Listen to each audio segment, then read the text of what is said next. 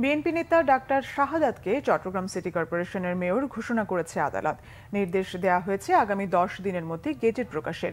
নির্বাচন বাতিল চেয়ে বিএনপির মেয়র প্রার্থী ডাক্তার শাহাদাত হোসেনের করা মামলায় মঙ্গলবার নির্বাচনী ট্রাইব্যুনাল এবং যুগ্ম জেলা ও দায়রা জজ মোহাম্মদ খায়রুল আমিনের আদালত এই রায় দেন।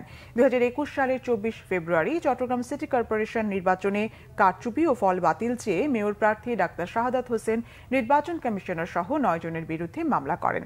মামলায় বিবাদী করা হয় সাবেক মেয়র এম রেজাউল করিম চৌধুরী, আঞ্চলিক নির্বাচন কর্মকর্তা মোহাম্মদ হাসানুজ্জামান, নির্বাচন কমিশনারের সচিব আবুল মঞ্জুর সহ 7 জনকে। তাদের পক্ষে আদালতে কোনো আইনজীবী উপস্থিত ছিলেন না। মামলায় বলা হয় নৌকা প্রতীক পাওয়ার পর থেকে সিটি কর্পোরেশনের কর্মকর্তারা রেজাউল করিমের সঙ্গে যোগাযোগ শুরু করেন, যে কারণে নির্বাচনে ভোটের হিসাব চেয়ে এখনো পাওয়া যায়নি।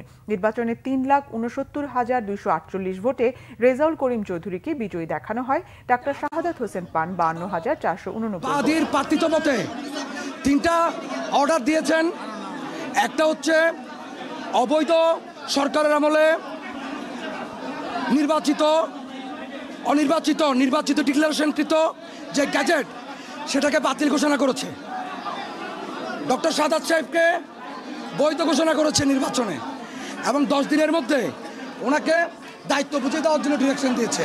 আমরা মনে করি এই রায় যেটা আজকে অন্তর্বর্তীকালীন সরকারের আমলে ডক্টর ইউনূসের নেতৃত্বে আমরা আজকে পেয়েছি, আজকে বিচার বিভাগ যে স্বাধীন এবং আইনের শাসন যে প্রতিষ্ঠা হয়েছে এই রায়ের মাধ্যমে সেটা প্রতীয়মান হয়েছে।